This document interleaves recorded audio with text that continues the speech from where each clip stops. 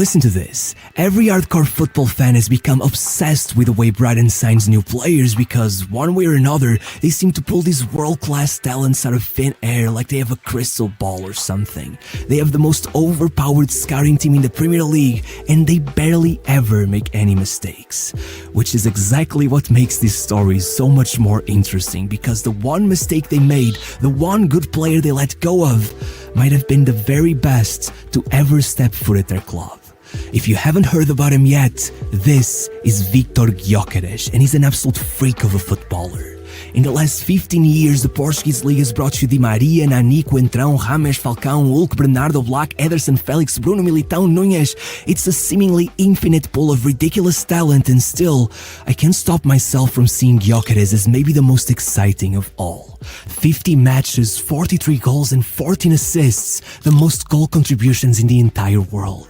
This guy arrived in Portugal and took 5 Player of the Month awards in a row. In Sweden, they already talk about him as the new Zlatan Ibrahimovic. Portuguese newspapers can't stop mentioning how much he reminds them of Ronaldo, and personally, he reminds me a lot of pre-injury Lucas Podolski, which is a scary thought, especially considering that Gyokeres never seems to get injured. Honestly, he might just be the scariest player I've ever seen in this league. Not only is he physically imposing, capable of taking on any centre-back, but no matter his size, he's still freakishly fast and capable with his feet. The outcome is a player who can create more chances than the league's best playmakers, who can score more goals than the best target man, and take on 1v1, often even 1v2 situations, as well as the best wingers available. As one newspaper put it, is a transition demon, a Frankenstein footballer, an Ivan Drago lookalike who seems like he came straight out of a lab. And still, we gotta ask the question, how exactly did this guy get 26 years of age, playing right under the noses of all the Premier League greats, and still leave without anyone noticing? Even now, how is no one triggered his release clause? Look, to show you just how much Brighton messed up, we gotta go back to the 17th of September 2020. Brighton were playing 3rd Division Portsmouth for the second round of the Carabao Cup. For all intents and purposes, this was kind of a meaningless match, but in a way, that's what made it so special in retrospect, because with the stakes being so low, Graham Potter fielded a lot of players who otherwise would not get much of a chance to play, and among those names, 2 stood out: Victor Gyokeres and Alexis McAllister. At the time, they were both 23 years old, had both played less than 10 matches for the club, and that day, they each scored their first goal for Brighton. In fact, Gyokeres even got an assist as well. But while McAllister's goal allowed them to get called back for the next League Cup match and then to slowly get introduced into the starting 11, taking over the team and being sold to Liverpool for a fortune just 3 years later, Gyokeres experienced the exact opposite. 2 weeks later, he had already been loaned out, and without ever stepping foot in a Premier League match, he would never again play for Brighton. But why were the two players treated so differently? Well, if you really look at each of their famous signings, they didn't really appear out of thin air. McAllister was already doing well at Boca Juniors, Buonanotte came from Rosario Central, Trossard was amazing at Genk, Mitoma was even en route to play Champions League football with Saint-Gilloise. In fact, a lot of their best players like Gilmore, Lamptey and Welbeck came straight from top clubs like Arsenal, United and Chelsea, but Gyokeres, well, as one of his coaches at Brighton would admit, we found it hard to believe the club had dug up such a talent straight from the Swedish second tier without facing any competition. And to a certain extent, you really can't blame them. Gyokeres really had come out of nowhere.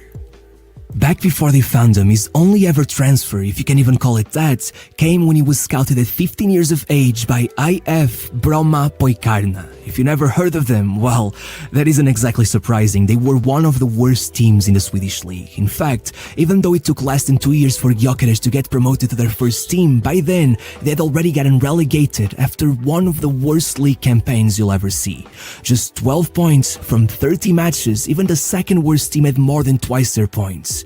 You could argue that, at the time, they weren't even good enough for the second tier, and you know what?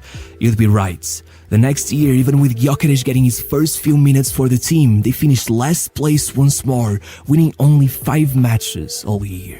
Suddenly, Gyokeres was approaching his 19th birthday, and when he should have been following the footsteps of Zlatan, maybe getting a move to Malmö or, one of the top clubs in Sweden, instead, he was in the 3rd tier of a league where it's already hard to get some time in the spotlight. Regardless, as you can imagine, that did not stop him. In fact, it just dragged him all the way back to the top. Right then and there, even if he was only just being introduced into the team, he still managed to finish his first full season with a stretch of 7 goals in 11 matches that not only helped get the club back up to the second tier, but already made him their second highest goal scorer and most likely earned him a call up to the Swedish under-19s, where once again he immediately left his mark, scoring against Italy to qualify them to the under-19 Euros for the first time in their history. And after all of that, obviously Brahma Poikarna realized that it would be their ticket back to the top tier, and before you knew it, he had become the star of the team, starting off the league season with 13 goal contributions in 14 league matches, then going away for the Euros and doing an absolute madness.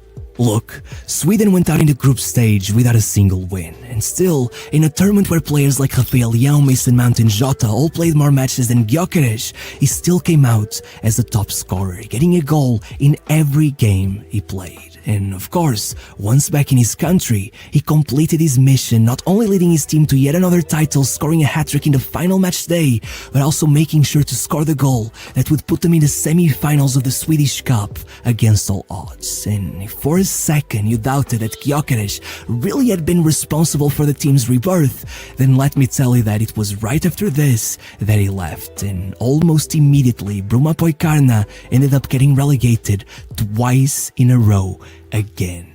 They were nothing without him. Regardless, he was finally at Brighton, and the first sort of problem to come up was that Gyokeres was sent straight to the under-23s, and though this is not inherently wrong, I mean, eventually did the same to Fofana and that worked out, well, back then, it wasn't the same. Brighton's under-23s weren't even in the first division, and though Gyokeres performed every time, scoring 11 goals in his first 12 appearances for them, leading them to promotion and then keeping it all up in the first division, after one full year at the club's academy, even if he was already playing his first few games with the Swedish national team, Brighton were still yet to figure out what was his best position, constantly going back and forth between playing him on the wing or as a striker, and even worse, it still didn't seem like there would be a place for him in the first team anytime soon, allowing him only 91 minutes of playing time across that whole year. And then, to add fuel to the fire, Graham Potter replaced Chris Hughton as the club's manager, and with the team switching to a new game style that in the opinion of the staff just didn't fit Gyokeres, the under-23's head coach recommended that they loan him out, and soon, he was going straight to St. Pauli in the German second tier. But again, this was especially frustrating because even if he performed quite well there with 11 goal contributions in around 1600 minutes of game time, once he made it back, you again got the feeling they didn't even consider keeping him in the first team, as it was right then that the whole situation with McAllister went down. While every other player that showed some promise was given a shot, Gyokeres was sent on yet another loan, this time to Swansea, where he hit the lowest point of his career. First, testing positive for COVID, then seriously struggling with long-term symptoms, never really getting back to full fitness, and watching as his move got cancelled less than 4 months after arriving at the club, unjustly killing any remaining belief Brighton had in his progression. Thankfully, the thing about hitting rock bottom is that you can only go up from there, and that's exactly where Coventry City came into the picture. You see, they had just gotten promoted to the championship, so they felt they had nothing to lose in giving Gyokeres the chance he was so desperate for, and with his performances over the rest of the season not exactly blowing anyone's mind, once they offered Brighton €1 million for his permanent signing, they took it. After 2.5 years of waiting for his talent to develop, even they began doubting their own scouting department. Little did they know that their problem was exactly that they had been waiting rather than acting. Meanwhile, at Coventry, this bat wasn't as innocent as it may have seemed from the outside. Over those 5 months, Gyokeres had built a close relationship with manager Mark Robbins, who had played as a striker at the likes of Man United and Man City. And you know what they say, it takes one to know one. Robbins was maybe the first to realize that Gyokeres had everything to become a predator, and as the man himself would tell the press, it's good to finally have someone who understands me. And rightfully, from there on out, he blossomed. 11 goal contributions in the first 11 matches of the season, and the moment Zlatan injured his knee and had to miss the World Cup qualifiers, there was no doubt Gyokeres would be the one tasked with filling his shoes. But still, by the end of the season, even with 21 goal contributions in the championship and some of the most incredibly clutch performances in the country, he was being labeled a one-season wonder. At times, it almost felt like it was Gyokeres against the world. The guy could never catch a break. But that only made him more relentless, and the next season, he made sure no one would ever say those words again. With the new season starting, Gyokeres seemed to improve every single month. In September, he was involved in 1 goal. In October, he made that 3. By November, he brought it up to 4. In December, he doubled down. And from February onwards, with Coventry sitting at 11th place and needing a miracle if they wanted to make it to the promotion playoffs, Gyokeres hit cruise speed. 15 goal contributions in 15 matches across 2.5 months. Coventry had only lost 1 single game since February, and to the shock of everyone, they had secured a 5th place finish, their highest placement since their relegation from the Premier League 22 years before. And once Gyokeres assisted their only goal in the playoff semi-finals, the only thing between them and a comeback to the top of English football was Luton Town. And after Coventry went behind early into the match, guess who assisted the decisive goal? Victor Gyokeres. Still, after 120 minutes on the battlefield, it all came down to penalties, and though Gyokeres scored his, Coventry lost in sudden death, and Shubhak Pom beat him to the Player of the Season award. But as one newspaper had said before the match, wherever the result, there's one man you feel cannot lose, and that's Victor Gyokeres, because in everyone's eyes, he was already the winner. His 12 assists put him on top of the charts, his 21 goals made him the championship's second highest goal scorer, and in seemingly every advanced stat, from progressive carries to shot-creating actions and successful take-ons, he came out on top every single time. And so, with a handful of Premier League clubs coming for his signing, Gyokeres with only 1 year left in his contract and Coventry stuck in the championship, a transfer seemed unavoidable. But as he made up his mind between Everton, Wolves, Crystal Palace and Fulham, Sporting CP showed up, offering a club record 20 million euros for his signing, as well as 4 million in bonuses and a 15% profit share whenever they ended up selling him. In other words, Sporting saw a true phenomenon and threw at them everything they had in exchange for the opportunity to have him in Lisbon, because if there was one thing they needed desperately, it was goals. They had only been able to outscore either of their rivals, Porto and Benfica, once in the previous 15 years. But then Gyokeres arrived. On his league debut, he scored twice. On his first Europa League match, he scored again. On his League Cup debut, he scored the hat-trick. And once he played in the Portuguese Cup, he scored and assisted. As one newspaper wrote, the most shocking thing about Gyokeres is his endless hunger, destroying every opponent who comes in his way and treating everyone equally. May it be an European game or a cup game, Gyokeres will not stop. And they meant that.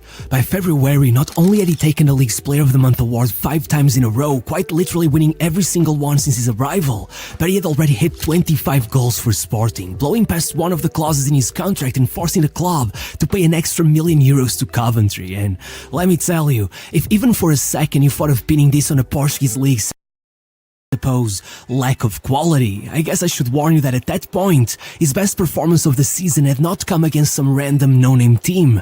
No, it came against Porto, where the one-man marking Gyokeres was no other than Pep.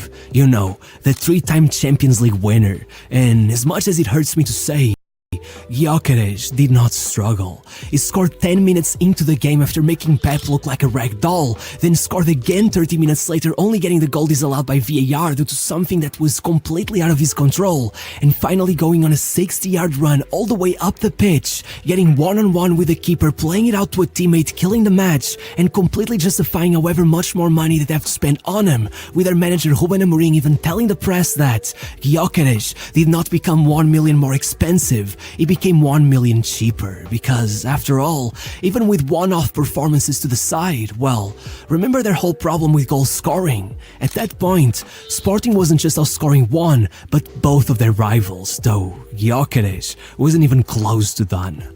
Right from that moment on, he went on a run of 10 goals and 3 assists in 12 matches, only once playing a full 90 without getting his name on the score sheet, and even then, when just a few weeks later he was put in doubt for their second league match against Porto, not only did he end up up making it to the bench, but with Sporting 2 goals behind, they brought him in regardless, and I kid you not, he scored to bring one back in the 87th minute, and less than a minute after that, he had already scored the equalizer. Not to mention that the following match he scored another, and suddenly Sporting were champions. And it wasn't even that it was only their second league title in over 20 years, or that they were leading by 10 points, their best finish since 1950. No, what shocked me the most was that they were on 96 goals, 19 more than Benfica, 33 more than Porto, and 23 more than their best tally of the 21st century. Long gone were the claims that Sporting couldn't get numbers on the score sheet, and it was very clearly thanks to the fact that Gyokeres had completely demolished the goal-scoring charts. You could take all three of Porto's top scorers, Evanilson, Galeno, and Taremi, and still altogether they had 28 goals. You could do the same for Benfica, get Rafa Silva, Di Maria, and Kokshu, and they totaled 30 goals. Meanwhile, Gyokeres, all by himself, was on 29. It wasn't even up for discussion who the player of the year was, and still, after a summer where shockingly no one had the decency to pay up and get this monster away from my country, now he's already on 19 goal contributions, and it's only been a month and a half since the season started, meaning that if impossibly he somehow keeps going at this rate, he'll finish the year with 103 goal contributions, matching Messi's best ever season. And